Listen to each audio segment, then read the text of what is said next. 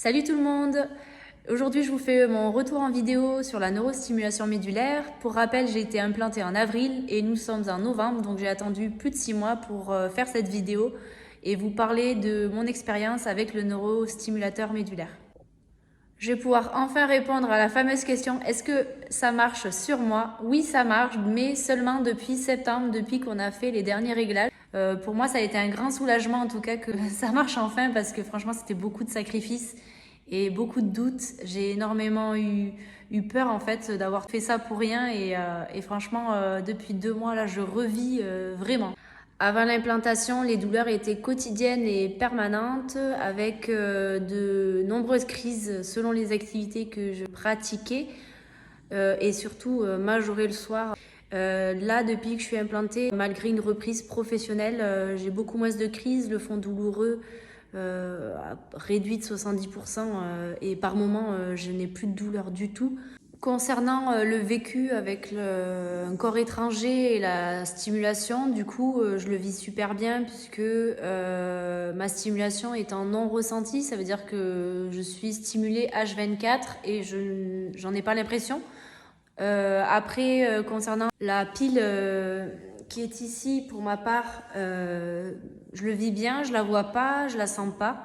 Par moment, c'est un peu compliqué parce que avec les soutiens-gorge, ça frotte un petit peu. Donc là, j'ai dû adapter ma lingerie. Mais sinon, franchement, j'ai quasiment un quotidien classique, on va dire. Ça n'a pas changé grand-chose par rapport à ça.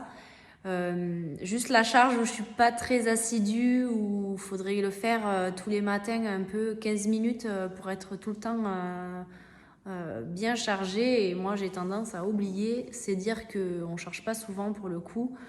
La télécommande pareil, je l'ai chargée quelques fois en 6 mois, donc c'est pas contraignant. Par rapport aux interdictions avec le stimulateur, c'est surtout les 3 premiers mois où on n'a pas le droit à la flexion, rotation et antéflexion et surtout porter du poids parce que ça peut faire bouger l'électrode et abîmer le matériel. Donc voilà, il faut vraiment que la cicatrisation soit faite et après à 3 mois, on réévalue en fait avec le chirurgien toutes les activités physiques que l'on fait et puis il nous autorise ou pas à reprendre. Mais c'est vrai que moi par exemple j'ai repris le yoga tout en ayant conscience que j'ai du matériel et en faisant attention, mais ça n'a pas empêché de reprendre mes activités. Il y a juste au travail où j'ai la manutention qui est non autorisée parce que forcément un être humain ça pèse lourd, hein. Donc voilà, mais on s'adapte avec l'équipe. Après concernant tout ce qui est électroménager, je fais attention, je reste pas trop devant, mais mon boîtier est à plus de 20 cm de distance, donc ça pose pas de problème. J'ai testé l'aéroport, tout simplement j'ai sorti la carte comme quoi j'étais implantée. Alors je leur dis que c'est un pacemaker parce que les stimulateurs ils comprennent pas. Et du coup on a une jolie fouille au corps et on ne passe pas dans les portiques. Et après là j'avais un IRM de prévu, mais du coup les indications c'est éteindre le stimulateur. Enfin voilà, sur les examens on l'éteint tout simplement et on le rallume quand c'est terminé. Donc voilà, c'est pas hyper contraignant. C'est quelque chose qui rentre dans le quotidien et qui est assez facile à mettre en place. Concernant le suivi, j'ai eu un suivi à 1 mois post-opératoire, puis 3 mois, puis 6 mois.